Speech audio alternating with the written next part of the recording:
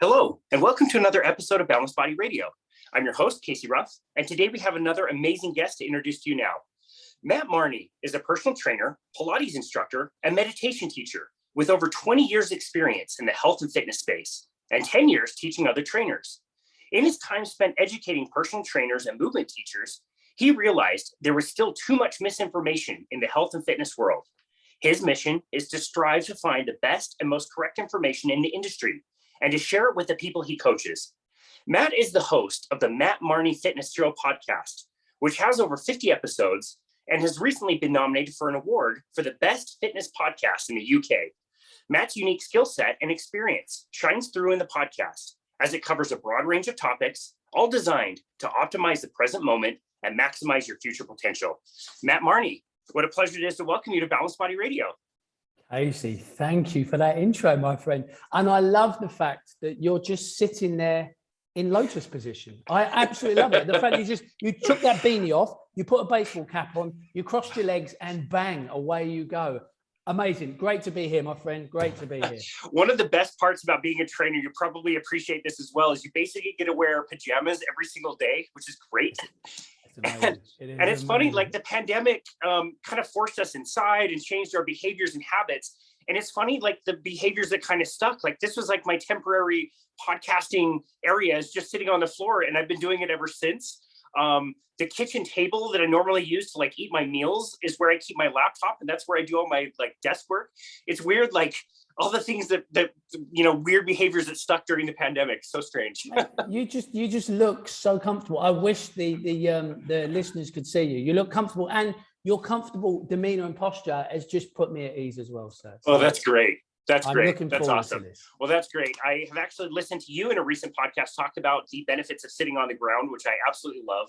And I want to talk a lot about movement and fitness with you. You're such an expert in the field. But first of all, we need to clarify. We said you've been nominated for an award in the UK, but you're actually in Dubai, which is super interesting. How did you end up in Dubai? Well, actually, yeah, I've been here we're coming up 3 years. I won't bore your listeners with the full story, but cut a long story short, I was on my honeymoon. So we went to Thailand and Cambodia in my wife. So we had our wedding. I'd never really been outside of Europe, and it was a 16-day trip, and we kind of went north and south Thailand. We went over to Cambodia. We saw Angkor Wat. And about 8 days into the holiday, I just looked at my wife on the beach and I said, oh my God, this is amazing. I have to see some of this world. And she said to me, okay, let me have a think. And then we got back to London. And of course, I wanted to go east. And we had friends in Dubai. My wife's a teacher, obviously English being the first language here. We popped over, had a look. And then my wife secured a job. We packed the cases and off we went. We were here for about 6 months and then COVID arrived. So it's put a kibosh on our travel plans. But I'll tell you what, as I was saying to you before we were on Zoom, it's exceeded my expectations, the UAE. It's like it truly is like a beacon of hope for this region. Because as we said before, this is an interesting part of the world. There's a few tensions, but the UAE's been a really good experience, and it's been so positive during this pandemic. It's amazing. Oh, that's awesome. That's amazing. Yeah, it seems like a really beautiful area of the world. I had to fresh up on my geography to be able to find out exactly where it was and where it was positioned. Very cool. And recently you actually ran into a boxing champion. Is that right? How did that go? Yes. Well, I'm a huge boxing fan. I'm a huge MMA fan, but your listeners might not be aware, but he was the heavyweight champion of the world until recently. Hopefully he's going to be third time heavyweight champion, Anthony Joshua. So I was just walking near my house. AJ, as he's commonly known as, was going out for a run. And I sadly stalked him and forced him to have a selfie with me, which I put on Instagram. That's great. Yeah, but yeah, it was, yeah, you do see quite a few celebs out here. It's a bit of a hub for, celebrities and particularly sports people, because the Sheikh of Dubai is his son is a huge sports fan, and he's got this massive complex that when any sports star out here, Khabib and all the big stars, Ronaldo's out here at the moment, they go over to Hamdan's place and train. So yeah. That's amazing. So how'd it go? Did you kick his ass? Like knock him out? What'd you do? AJ, I just had a quiet word. I mean, we're both in London. He's a North London, I'm a South London. I just had a quiet word and said, behave, make you sure you sort Usyk out in the next fight. Perfect. He said, I will do, sir. And then off he ran into the Perfect. distance. That's great. One of my favorite movies ever is Snatch. And I'm just picturing Brad Pitt's character just knocking the dude out. And you can hardly understand what he's even saying. You have to have the subtitles underneath. Exactly. That's great. That's amazing. Tell us a little bit about how you got into health and fitness to begin with. I'd love to hear your story. Sure. So I did a degree in the area. I did a sports science degree. I graduated in 1998, showing my age here now, Casey. And when I graduated, I had a look out in the industry, and I didn't like the salary, if I'm honest. My girlfriend at the time, we were looking at fitness instructor roles and PT roles in gyms. And my ex-girlfriend said to me, do you know what? You was earning more on your summer job, which was an admin job in an office. So I ended up working for a media broadcasting agency. So I worked for an ad agency for about 4 years. Wow. And yeah, I mean, when I was at university, I partied quite a bit, as you do. You're at university, you're partying. I joined the world of media, and I won't lie, when it got to about 2001, 2002, I suppose I have an existential crisis. It was kind of like my lifestyle was shot. I was smoking a packet of cigarettes a day, literally. Yeah. Lifestyle, I mean, it's play hard, work hard kind of environment in media. And I had this kind of, epiphany, I suppose. We had a gym that was across the road that we used to use. It was like a corporate thing. So us guys from the organization could use the gym at lunchtime. And I remember going over there one lunchtime, and two of the girls that worked in the office just asked me to take them round and just show them how some bits and pieces worked. And I remember at the time, and I'd go over there every lunchtime, and I'd stare at the boys teaching the Les Mills classes and the PTs in the gym. And I was miserable, to be honest. I think I'm going back to my desk to buy airtime for EMI and Virgin Records. So after a bit of soul searching, I said, sod this, I'm off, I'm doing one. And my colleagues at the time, I remember at the time, I was 27. And I remember my colleagues that worked for the ad agency with me were like, you can't, you're too old to change your career, Matt. That's what they said to me. Too old to change career. I didn't listen, Casey. I went off, I did my personal training qualification. I got qualified. So I had my degree, but I went and done a vocational pole as well. And you know what? I was really fortunate in my first job. My first job was in a gymnasium, which was part of a big orthopedic clinic in Milton Keynes. Milton Keynes is just north of London. And I was really lucky.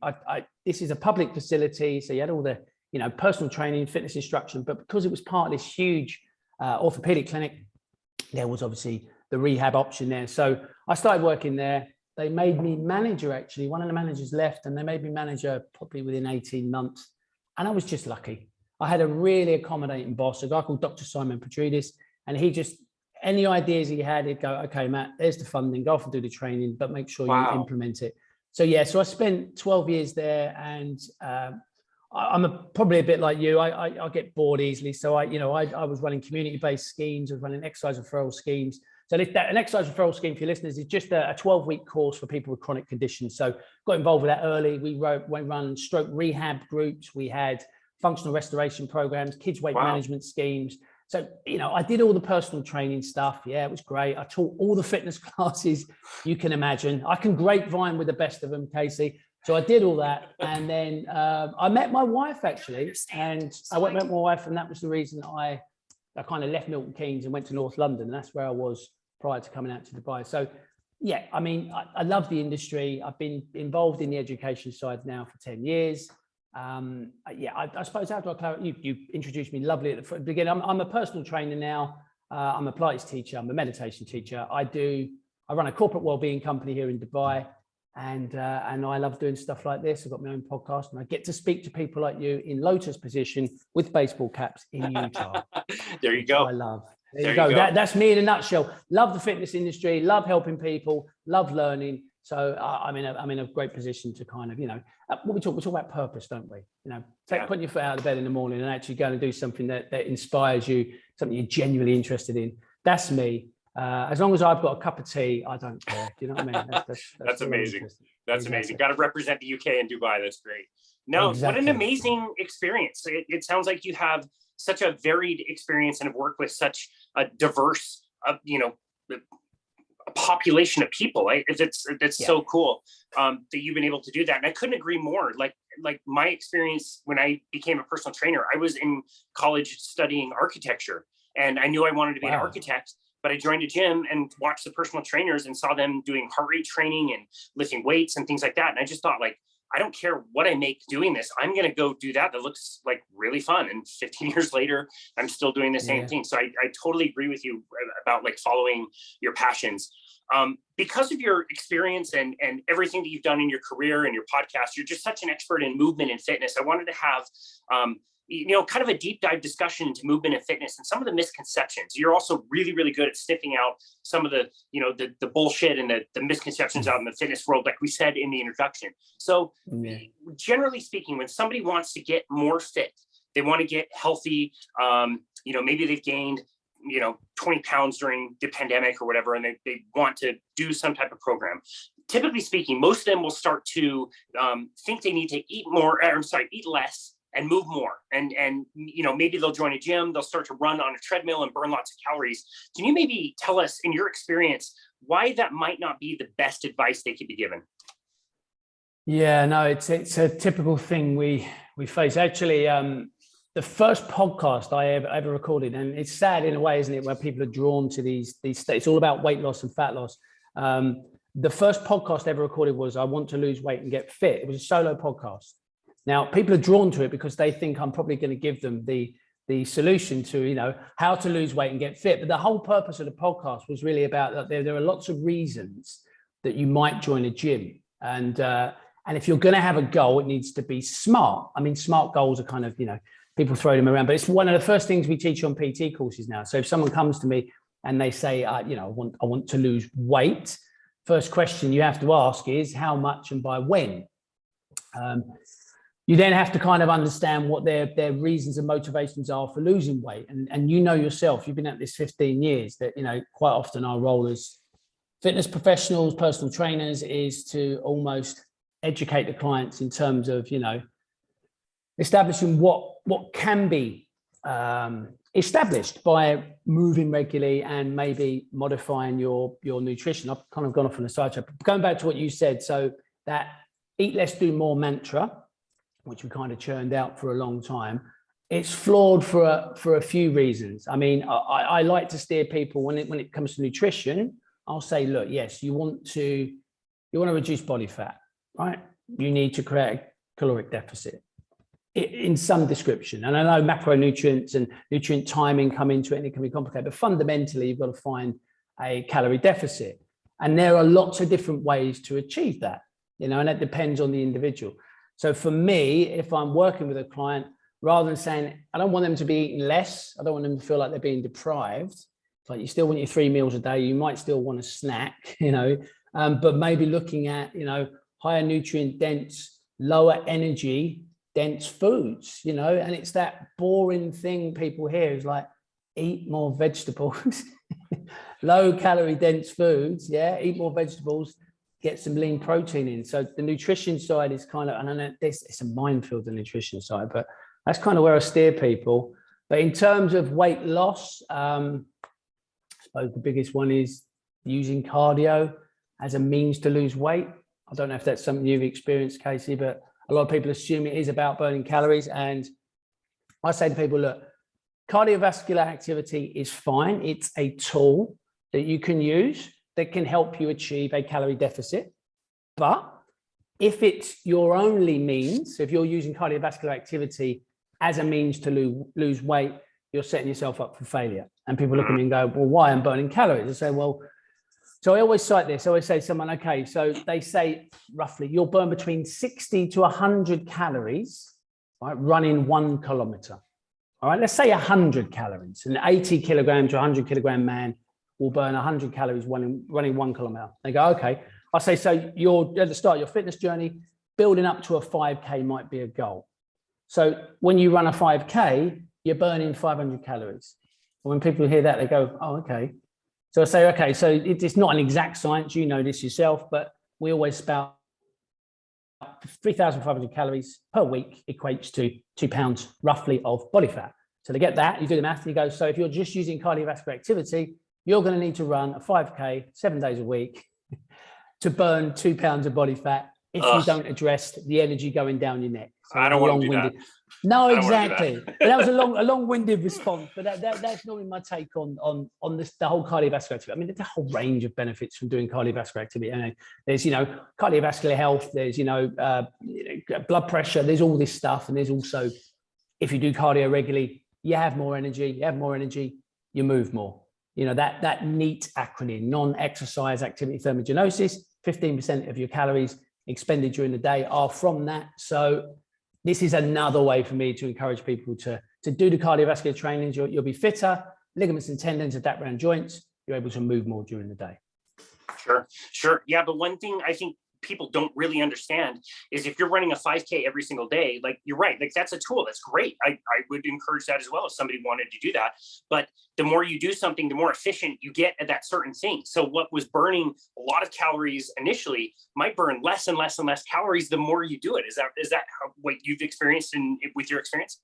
Yeah, absolutely. Yeah. So what you're talking about there is like specific adaptation to imposed demand. So again, if you're talking about resistance training and cardiovascular work, I would always say, if you look at it from an evolutionary standpoint, up until the last 60, 70 years of our existence on this planet as Homo sapiens, there's been a scarcity of food. It's only been in the last 50, 60 years, there's been an abundance.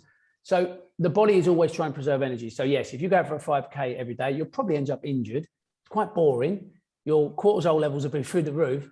But your body will adapt to it. It will say, okay, I don't know why Casey keeps going out for a run. He's obviously doing it for a reason, and it's got to be to do with survival. He's running to a well to get water or whatever. And it's going to make you as efficient as possible at doing that. So you will, as time goes by, you're going to need to increase your activity levels to get the same calorie burn.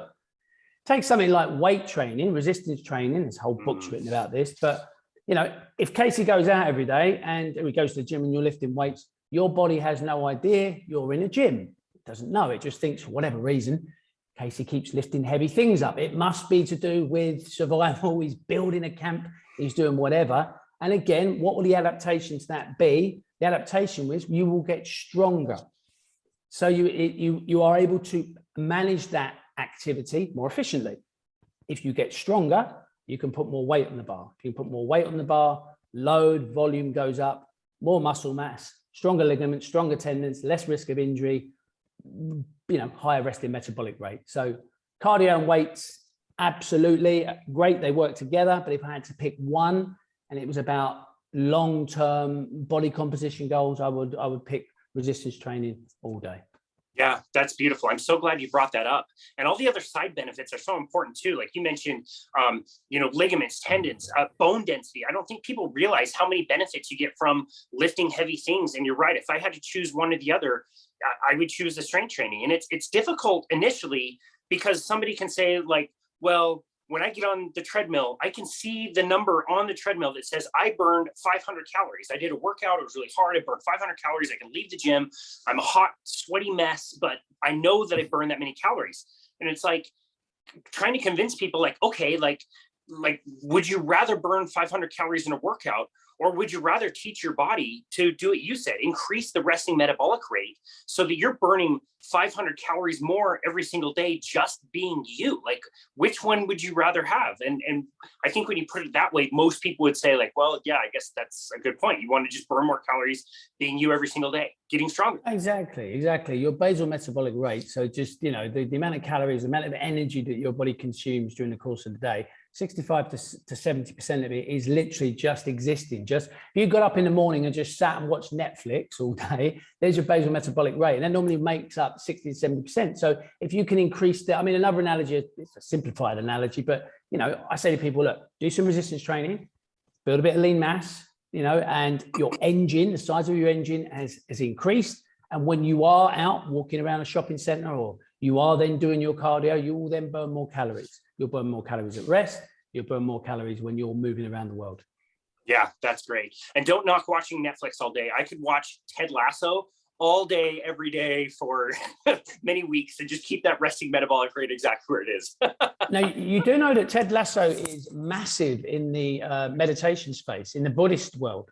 They're Really? all, yeah. Because I'm a meditation teacher. Yeah, they love a bit of Ted Lasso. Yeah, it's to do with loving kindness and compassion. Genuinely, That's amazing. when you said Ted Lasso, yeah, they're all over Ted Lasso.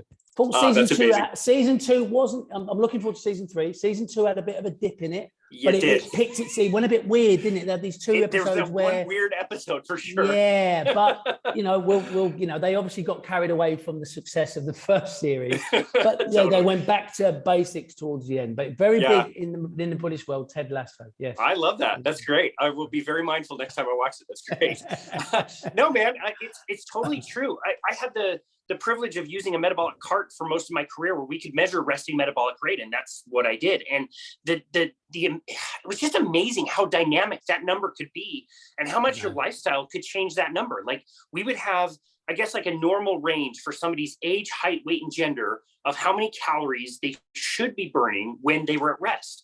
And you could always just kind of tell, like, the person that did a lot of diets, did a lot of cardio, they were always cold, they had poor energy, their thyroid was probably shot. You could see it. They're wearing a jacket in July kind of thing. And you could just tell, and the numbers would verify that, like, whatever level your metabolism should have been, you might be burning several hundred calories less than that. Just being alive, because you're teaching yourself to be efficient on less calories. And the opposite would be true. Like, the person that's strength trained, that ate properly, that got plenty of protein. I saw it too when people were doing a bit of intermittent fasting. Their metabolic rate would be several hundred calories higher than what it should have been for their age, height, weight, and gender. And I got to verify that. And it certainly wasn't, a randomized controlled trial that I ran, but thousands of tests, and you could just see it anecdotally. I think it's so important. It's so important that strength training and helping people understand that, again, doing strength training may not burn as many calories while you do it, but you can teach yourself to burn more calories just doing your everyday activities like you described. Yeah, and I mean, we don't want to deep dive into stress too much, but people fail to, sleep's quite popular now. There's podcasts and books, and there's all sorts about sleep. But that rest and digest, that balance between, sympathetic, parasympathetic, your HRV is so important. And the majority of our clients are in that sympathetic state all day. They're not sleeping, caffeine, they're, high stress. That's going to massively impact your body's ability to actually build muscle or burn body fat, and if you go out running every day, your body doesn't know that you're running, so when you go to F45 class, you go to your HIIT class, your body doesn't know that you're doing a HIIT class. You're at Barry's boot camp and you're jumping around. For whatever reason, you are jumping, you are sprinting. That is associated with danger. So a lot of people don't connect that. They're stressed out. I've got Barry's boot camp and it de-stresses me. Well, it doesn't actually. You go to bed and you're in that sympathetic state. You don't sleep well. And as a result, you never build the muscle and your metabolism's shot. Exactly. Totally agree. It's like explaining to somebody, like, do you want a good workout or do you want results? Like, choose one. Like, you can feel like you got a good workout, but it's not necessarily correlated with the results you say you're trying to get. If you're telling me you want to burn fat, and then you're doing those type of boot camp workouts where you're right, you're jacking up your stress hormones, you're sending the wrong signals to your body, and you're always in a stress state, you're not, that's not going to get you the result that you think you should get, and you're doing all this work for it. It's crazy. Yeah. And there's something that because I'm 46 years old now, right? So I've got to that stage where I'm looking less at reducing body fat. I'm looking less at building muscle. And I've been using this with clients a lot. It's like we've got this obsession around number on the scale, body fat, getting in the dress. Like, if you're I say to clients a lot, my clients are in their 40s and 50s, when they're stressing out and they're trying this diet and that diet and they've gone away and overeaten. I'm like, look, chill. Okay. Let's put some performance targets in place. But I say to people, look, why not just maintain? Look, Casey, if I am roughly the same weight, I have roughly the same strength and mobility in 15 years' time, when I'm 60, I will be a happy chappy, right? I'll be happy. If I could be anywhere near that into my 70s, I'm going to be over the moon. So I think we've sometimes got to get out of this mindset. I don't think social media helps, and imagery, and it affects men and women equally now. Body dysmorphia is a real thing. Most of us, particularly in this fitness industry, are affected to some degree, but it's shifting people's mindset away from reducing and losing to actually, look, let's maintain what we've got. Because what we see is a sedentary lifestyle, sarcopenia, lack of muscle mass. People's muscle mass goes down, their metabolism drops, their activity levels drop. Lack of muscle mass as you age, that is the problem. All right, bone density. So I worked on falls prevention schemes for years, right? As part of the clinic, it always baffled me, Casey. We used to get people after they'd fallen. It was a falls prevention. Like they had a fall, the hospital would send them to us. It was like, why didn't we have that person before they were now fear avoidant and their gait had changed and they fractured their arm? Anyway, it's the biggest challenge we face. And it's not balance. Balance is an aspect, okay? It's those type 2 fibers in our lower limb. So most people, they're the type, that's why endurance athletes peak in their 30s and 40s. The studies show that we lose type 2 fibers. Type 2 fibers, as you know, your strength and power fibers, we lose them as we age. People catch their foot on a curb or a lead at home, they normally react. Their foot gets out there. They don't just go over like a plank and hit the floor. Their foot reacts. It's the fact that their leg isn't strong enough to support the increase in weight, single leg loading, then they go over. So I try and explain this to people. You know, I say to people, this is why you need to strength train. Keep your legs strong, please. Bone density. People only realize they've got osteopenia or they're osteoporotic mostly when they fall over. You know, unless of course you go and have a DEXA scan. But these are this is the type of messaging I want to give to people. Let's try and get away from I need to get lean. It's like, look, let's age well. Right? I want to age well. I want to be able to move around the world, Casey, till the day I die. I don't want to end up like some of my clients in London, workaholics, high stress, retire, heart attack in a year, or spend most of your time in a hospital because you didn't look after yourself, you know? And then for me, it's kind of, you know, resistance training, doing some cardio if you enjoy it, but walk. You know, it's like the most, you know, people talk about functional fitness. So I'm getting a bit on my voice, but I keep getting on social media. People selling gadgets like this functional trainer, and it's like, this is functional. It's like, what's functional? I mean, I know you had Erwin LaCour on your show talking about natural movement. What a great episode. And if your listeners haven't listened to it, phenomenal conversation about natural movement. And natural movement is going back to what we did before. But the modern world we live in now, so when I think functional, I think about how I function in the modern world. Now, the biggest problem in the modern world is sedentary lifestyle. What do we want to do into later life? We probably want to be able to walk. It's not about going to Barry's boot camp and doing a load of burpees and, you know, and maybe sitting on resistance training. It's can I walk? Because that's the pattern of movement I need as I get older. So for me, when people talk about functional movement, I'm like, actually, how often do you walk? You know, you can be that active couch potato, that guy, that desk jockey that sits at his desk for 8 hours a day and then goes to the gym and lifts. He's still sedentary.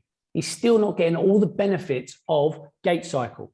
You know, it's a series of spirals through the ankle, the hips, the thoracic spine, the shoulder girdle, all these patterns of movement that we need as we age. I don't know how or why it's that strong English tea that's kicking in, Casey. But anyway, when people say it's functional, walk regularly. Yeah, go out and walk. And these things are good. These step things. Yeah, walk every day. Do some form of resistance training. Do some cardio if you want to. Eat more vegetables. Eat some lean protein if that's okay with you. And spend time with friends and family. Fellowship, community. Anyway, there you go. There's my pitch to the world, Casey. Out it goes. Preach. Dude, that I could not agree more with all of that. I think that is phenomenal. I don't think I've ever heard it put like, let's just maintain your strength level where it is. And you're totally right. If I go back to early in my career, if I had, you know, somebody who is a little bit older, a little bit more frail, and I, you know, would know that, you know, falling down, losing your balance was a big problem and probably something we needed to be addressed, I would try to address it by addressing stability. And I'd make that person like stand on a BOSU or an RX pad and do different exercises. And I think there's some value to that, but I also have evolved my thinking over time to realize, like, you're right, it's more about the muscle mass than anything. And this is where I think we get that confusion about what is functional training. I was taught, you know, in my personal training certification that functional training means you have to go to a gym and mimic whatever, you know, activities that you do in the real world. And so as a hockey player, I would go into the gym and I would swing a bar like a hockey stick, or I would, you know, slide from side to side like a hockey player would skate, but none of those things are hockey. Hockey is hockey, and it's played on ice with, you know, 5 guys on each side who are talking shit all the time. And there's a whole context about doing, you know, that particular sport that's different than what you can do in the gym. And you did a wonderful episode on your podcast, which I really loved. And you covered all kinds of stuff in the, you know, the difference between free weights and machines, and Arthur Jones and all the machines that he made. Can you talk a little bit about how so many people are focused on, you know, maybe doing free weights and functional training when they also have machines that can be of benefit that a lot of people really discount right off the bat? What do you think about that? 100%. I mean, again, I mean, it goes back to the fitness industry. Like, we've both been at this a long time. Like, when I came into the industry, there was no social media, and it just baffles me. There's so much information out there, and it gets confusing for people. So, are free weights more functional? Define what functional is. If you know, function for you is, I want to develop muscle mass because I'm a type 2 diabetic and I want to improve my insulin sensitivity, then it don't make any difference. Function for you is not going into a diabetic coma. It's not being on metformin for the rest of your life.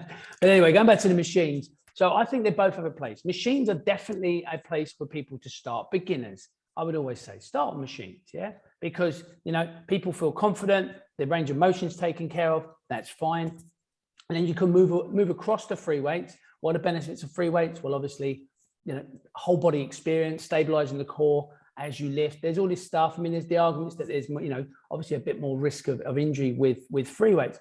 But for me, I think it's a balance. It's finding a balance between free weights and machines. So I'll give you an example, okay? So for me today, I was being silly with one of my clients yesterday, right? He's a young lad. He's an international swimmer. So we're doing some bog standard strength training. And I'm at his facility here, and I'm hanging from a bar, and I you know, forget I'm 46, and I try to show off, and I get a bit carried away when I'm with the youngsters. I try to remind them, Casey, that, you know, us old boys can still do it. Anyway, I started doing straight leg raises, and I know what I've done. I've tweaked a structure in my shoulder joint. Could be rotator cuff, could be a ligament. It's sore today. So I'm going into the gym, and I plan to do some free weights exercise, you know, some stuff that's going to overhead pressing, that's going to require stability of the shoulders. And I chose to go on the machines. So I think free weights are really great. They're going to probably have more carryover into activities of daily living, whatever that is. You want to pick something heavy up off the floor. But equally, if you're just looking to build muscle mass, if you're a bodybuilder and your goal is to build muscle and isolate muscles, then, you know, a machine is going to allow you to do more volume. I'll give you an example. A bent over row with a bar. You bend over, you get into that hinge position, and you're doing a row movement. You're working your traps, your rhomboids, your biceps are involved. But, you know, a limiting factor is your ability to stabilize that hip hinge. So when your core fatigues, it fatigues. And if you don't listen to it, form goes out the window. I'm sitting on a machine and I'm doing a seated row exercise. I'm switched off. I wouldn't encourage people to be completely passive on a seated row machine, but you can put a lot of volume through that muscle group. Okay. And, you know, if your goal is to build some muscle, create a bit of joint stability, machines are equally as useful. I don't know if that made any sense, Casey. I've just went waffling there, but yeah, I think, you know, a bit of both, and it's not wrong to use machines. It's not wrong to use free weights. If you're going to go free weights, probably some coaching and some, you know, a trainer when you start would be useful, but I think they both have a place. Couldn't agree more. That was great. That was a very well explained example too. Like with a bent over row, what I notice is when people are going too deep, you know, with that, they're doing too many reps or whatever, they are collapsing in the lower back. They're not able to stabilize that movement. And yeah, that's a little bit unsafe. I wouldn't recommend most people do that. And machines do have value, which I absolutely love. We can't really talk about machines without talking about Pilates. How did you get into Pilates? And can you describe the difference between Pilates and strength training? Yeah, of course. Yeah. So for me, Pilates, when I started working at that clinic many years ago, 2003, when I started working at the clinic, I had back pain, which was ongoing. And I was working in this big orthopedic clinic, took the guys in the clinic 6 months to diagnose me. I got diagnosed with a condition called ankylosing spondylitis.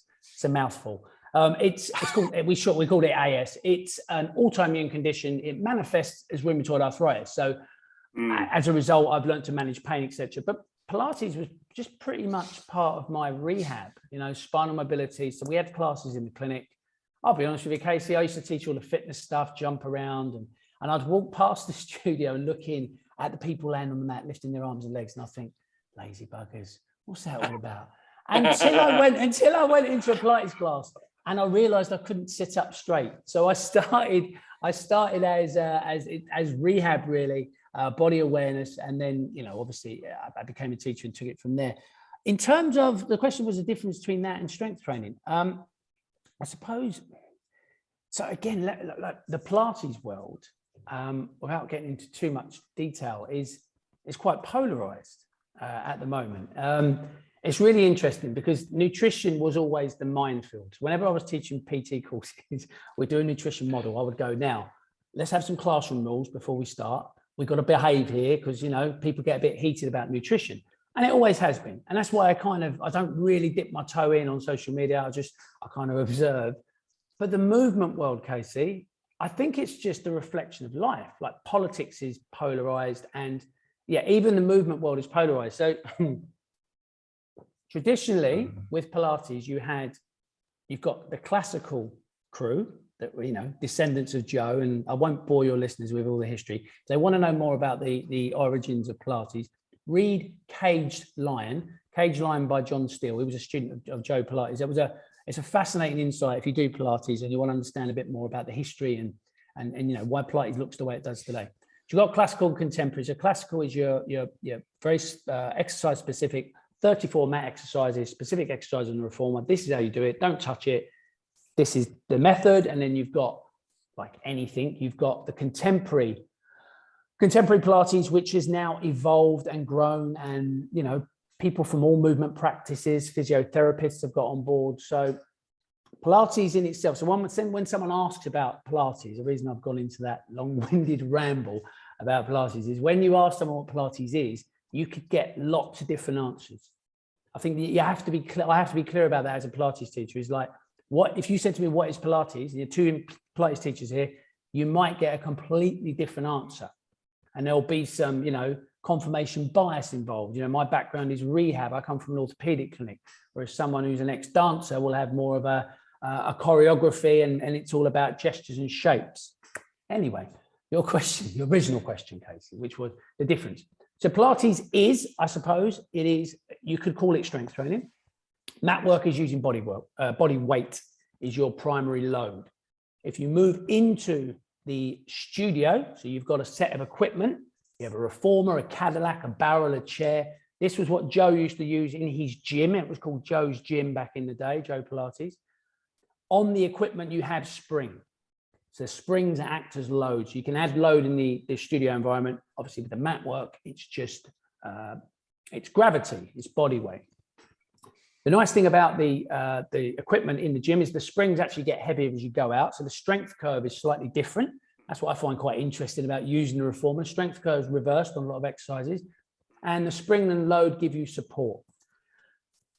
Obviously, the downside to Pilates is, progressive overload. Your body weight is your limiting factor in mat work, and then on the machines, all the springs on, that's it. That's all you have. Whereas obviously in the gym environment, you can keep adding plates and you can play around with tempo and stuff.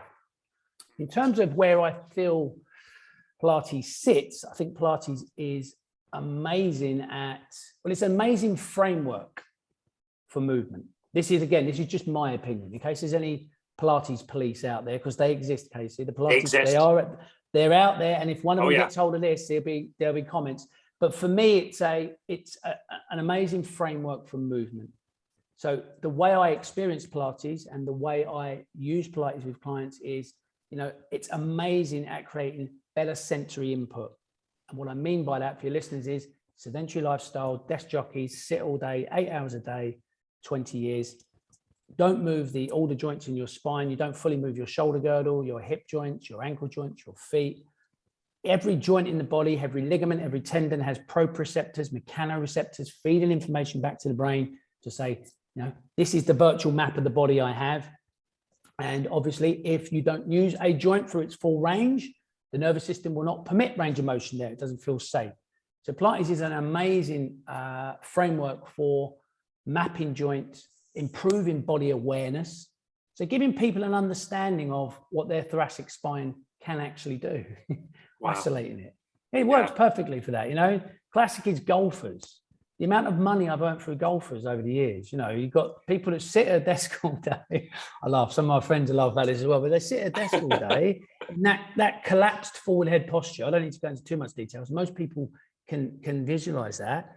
They sit there for 5 days a week, and then the weekend they go and play the most aggressive sport you can play on your spine, which requires hip and spinal rotation.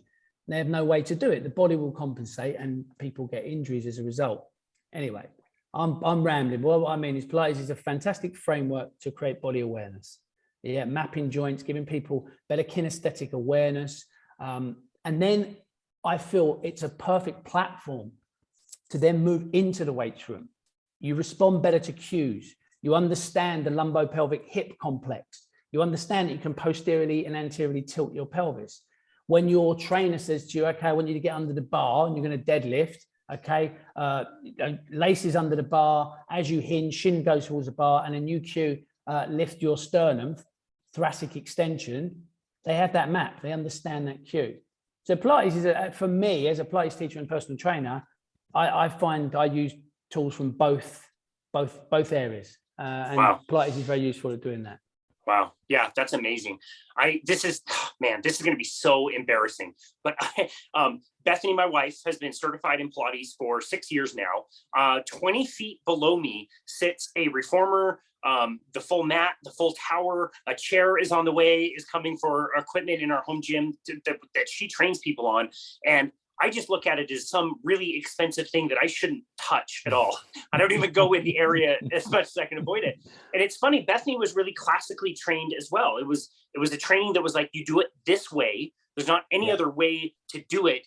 Even to the way that you talk, there's a certain cadence that you have to have, and the way that you count and all that stuff. And it's been interesting to see how she's evolved with that practice over time. But it's so interesting. I've done obviously some Pilates, not as much as I should have, given that there's, you know, a very well-trained professional that I'm married to and a very expensive machine in my house that I could do. But I noticed that there's more of a gravitation for women to you know, be on the reformer than there is for men. And it's something that I resist, and it's weird. Like, can you talk a little bit about Pilates for men specifically and how that can help men? You mentioned how it helps on the strength training floor, which I think is amazing. But you seem to have really good experience with using this with men and with yourself. Like, what things have you noticed specifically? It's again, this is just my view, but it's marketing. You know, Pilates was marketed towards women. You know, they use terms like longer, leaner muscles. A lot of the teachers are ex-dancers, so that they'll portray this body image. And it has been targeted towards women, and it's worked. And I think that can put men off. I would like to say to you, please go downstairs and explore the repertoire, the reformer.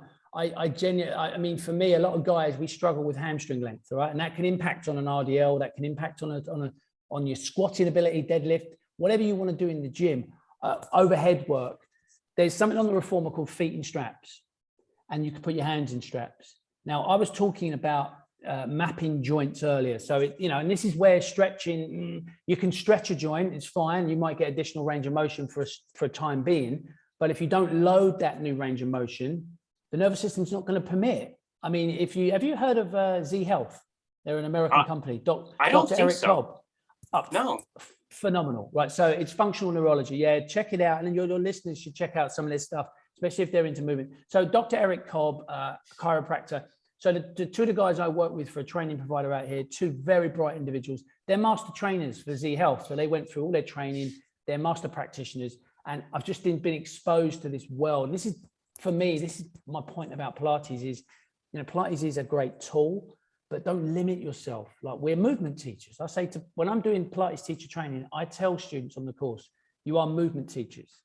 You can learn from all. You can learn from strength training. You can also learn from these guys. Anyway, Z Health, my point was that Eric Cobb talks a lot about, additional range of motion, and that the nervous system is what's dictating whether or not you have range of motion around the joint. So let's say, for example, your hamstring. So you get on for you. I don't know. You don't look like you struggle. Well, you're sitting in lotus. I wish your listeners could see. You look so comfortable. Maybe you don't need Pilates, Casey. You're just so comfortable. But for me, I've got my feet in straps on the reformer, and it's hard to describe unless you've done it. But you lie on a bed, and there are straps behind you which you put your feet up in, and then you're pressing against load. So eccentric loading of your hamstrings, phenomenal. And actually, obviously, the strength curve goes up as you press away. And the same with shoulders, working your shoulders.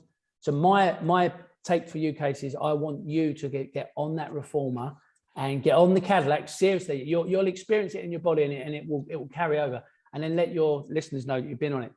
For men, how's it going to benefit men? You're going to move better. You're going to have a better awareness of your body, your spine. You're going to, if you do weightlift, you're going to have a bit more kinesthetic awareness around that. If you play racket sports, you need to be doing this stuff also. It carries over into that. But I think posture is kind of a word that it's been attacked online. So you've got the evidence-based crew that are saying there's no correlation between posture and back pain, and they might be right. Pain is multifaceted, and I teach back pain courses, and we talk a lot about the physiology of pain. But actually, the way we organize our body, it has a massive impact on our mental well-being. So I don't know if you've heard of Amy Cuddy.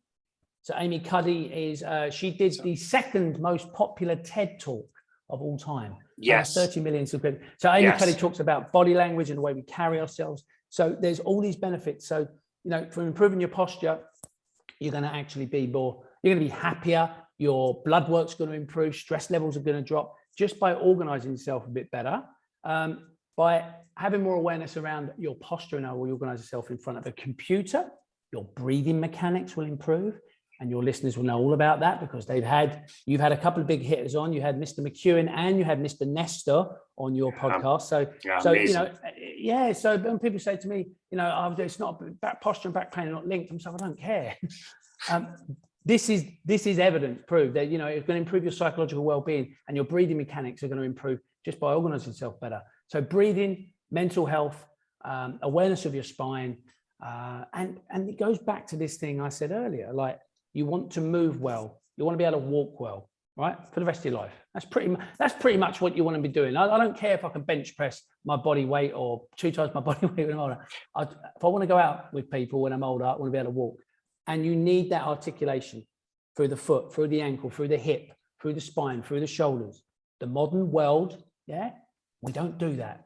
So that's the function of Pilates. Yeah. So maybe some men are listening now. Oh, Matt, I'll give it a try. There you go. No, that's great. I want you to try it. I will do it. I'll try not to break anything on the reformer when I go down there. That's great. No, I would say go down there with your wife. Don't just go down there. Don't just take your baseball cap off and go and hop. Please have some tuition. But I genuinely feel you'll get masses of benefit. You really perfect. will. But something that I can see, if the listener is able to watch this on YouTube, they can watch you move.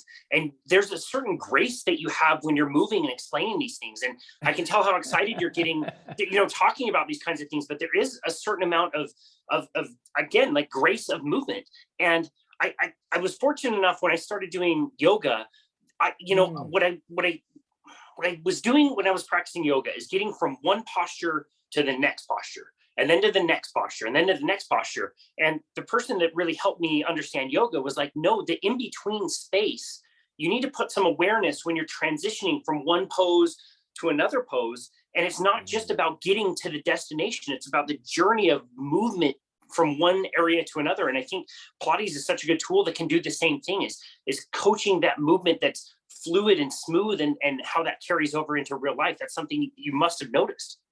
And absolutely. I mean, I got diagnosed with that condition. I mean, I go and see my rheumatologist. I walk in. They do something what's called a wall test, which is, I mean, just to explain the condition, you get fusion. So bones fuse, ossification, and people get locked into certain positions. That could happen for me. But the bottom line is, if I do fuse, I'm going to fuse upright. So yeah, it's definitely given me awareness around the way I carry myself, the way I organize myself.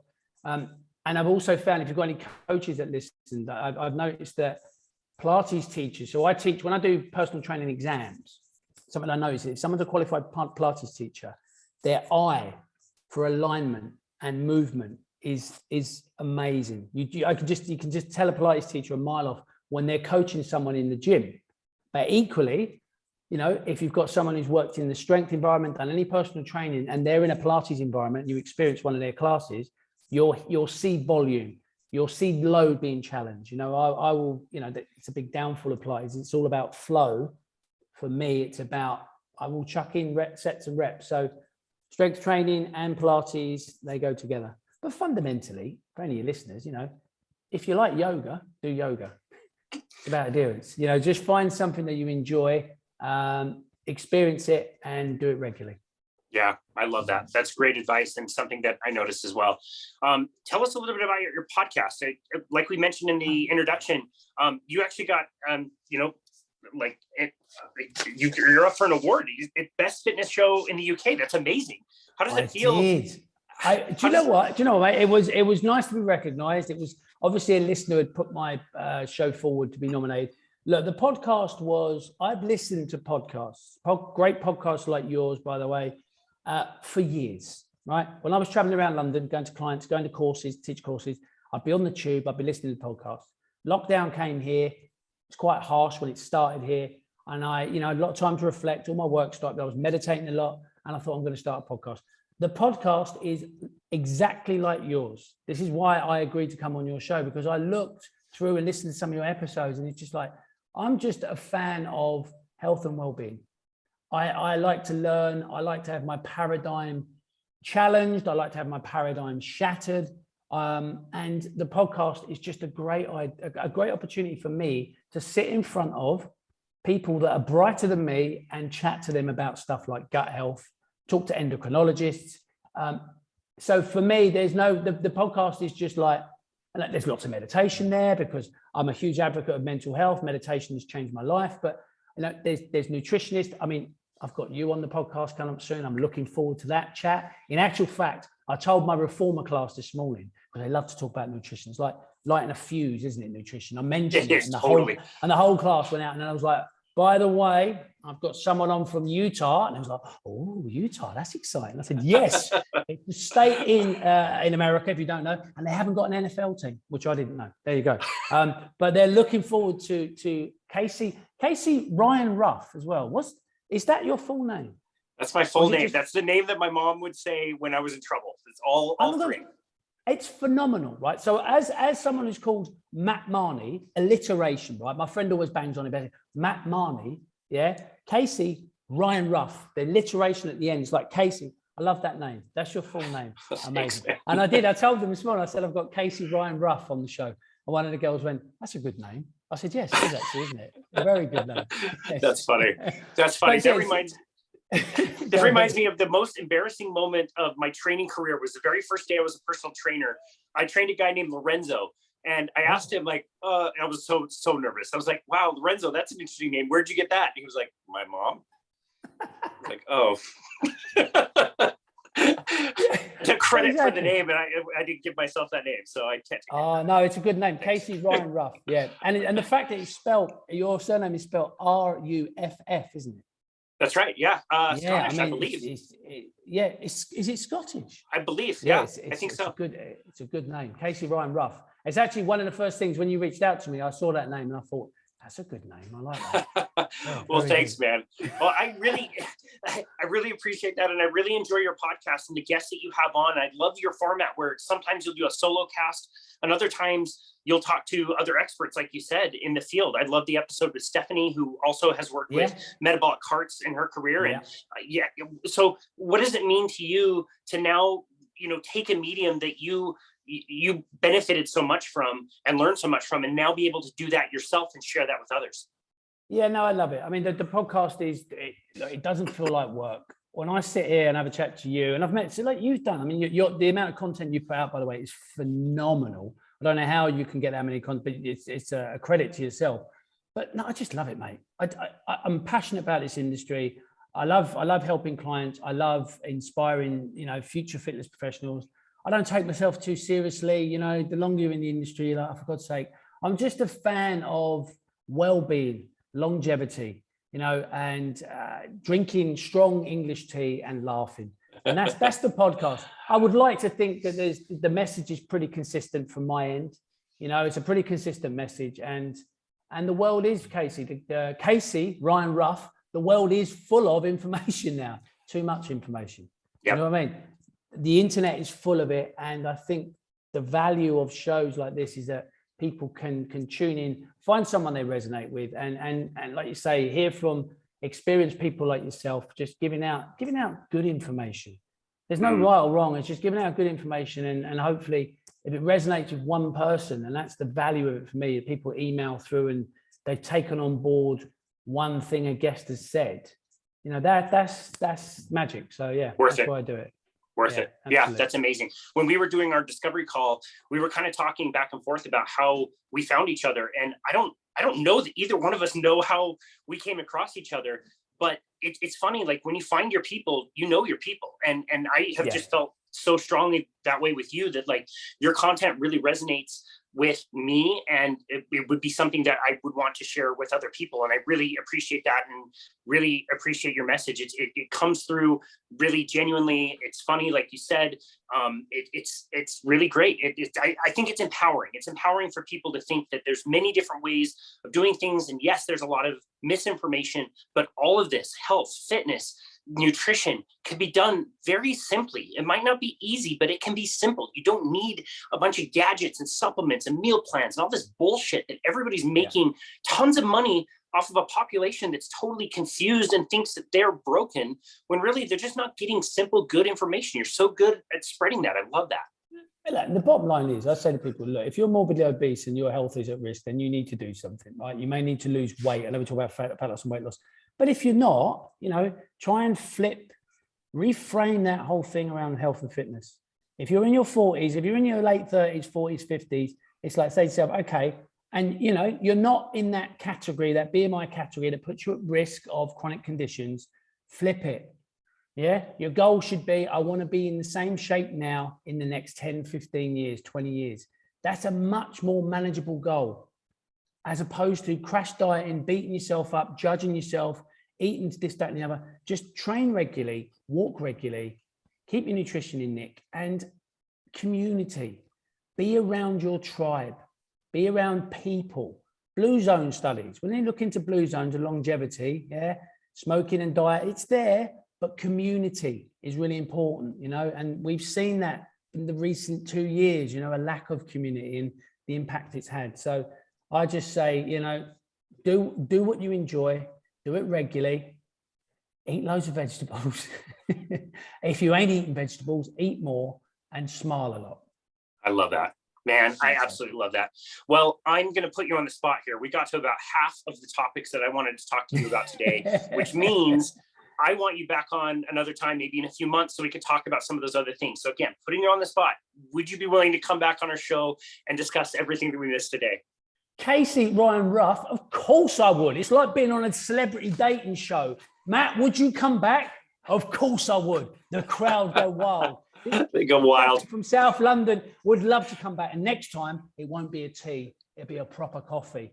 Double espresso, straight down my neck before we record. No, I'd love to. And I would just like to say, actually, you know, you were very complimentary towards me. And it goes both ways. You're a super lovely guy. And I've met a few podcast hosts, and it's a little bit ego driven, but we had a conversation before. And when I came out of the bedroom, did Zoom in there to chat to you. I came out and said, my lovely fella, very knowledgeable, very nice, but just a lovely fella. And he's from Utah and they haven't got an NFL team. And that was it. She was like, amazing. That's amazing. That's all you need to know about Utah anyway. That's exactly. Great. Dude, this has been a wonderful conversation. I really appreciate the kind words, and I feel the same about you and your content and everything you shared with us today. It's been really wonderful. You just shared a bunch of really simple tips. If you had just one that you could distill down, what would be one simple tip that you would leave with a listener from this conversation today? Oh, okay. Okay, so you're looking to change something in your life. So it's normally you want to achieve, start small and committed action. That's what I want to leave with. If you want to change anything in life, it has to be committed action. That's amazing. Matt Marney, where can people go to find you and connect with you and your work? Oh, okay, so on the socials, now I'm getting involved in the socials now. Instagram, Matt Marney Fitness. Facebook, Matt Marney Fitness. The podcast, the Matt Marney Fitness Show, just that bit on the end. You if you type it in, you'll see my massive head a big quiff and a microphone. I'm not easy to miss. And then if you do have I run a corporate wellbeing company, so we go into organizations and we take care of their wellness pretty much. We do meditation, back pain workshops, nutrition, that kind of stuff. I do face-to-face, obviously, with my company here in Dubai, but we do have an online option. We run Zoom sessions for people, and that is Wellness Education Dubai, info@wellnesseducationdubai.com. Email me, I'll give you a bell, we can have a chat. That's amazing. I was going to ask and just make sure that you do work with people virtually. I think I've heard you say that. Yeah, I do. Before. Yeah, I do great. train people. Yeah, I do online stuff. I mean, yeah, online stuff. It's normally not online, me holding your hands. People tend to drop in, do a few sessions with me. We get them up and running. Can do gym-based stuff as well. Some people bring their phone in, but yeah, online stuff is also That's amazing. available. It's nice to have the option. People can work with you virtually, or you can go beat up heavyweight champions on the street, whatever one. And just exactly, have a word with him. Exactly, as long as he wins the rematch, Casey. That's the important thing. As long as he wins the rematch. Matt Marney, this has been an absolute pleasure. Host of the Matt Marney Fitness Show. Thank you so very much for all of your work. Thank you for taking the time to be on our show today and share your message. Again, I just find it so empowering and awesome, and I look forward to hosting you again on our show again sometime in the next few months. It'd be amazing. Thank you, Casey Ryan Ruff. Amazing name. A pleasure. It's been an honor. And this has been another episode of Balanced Body Radio.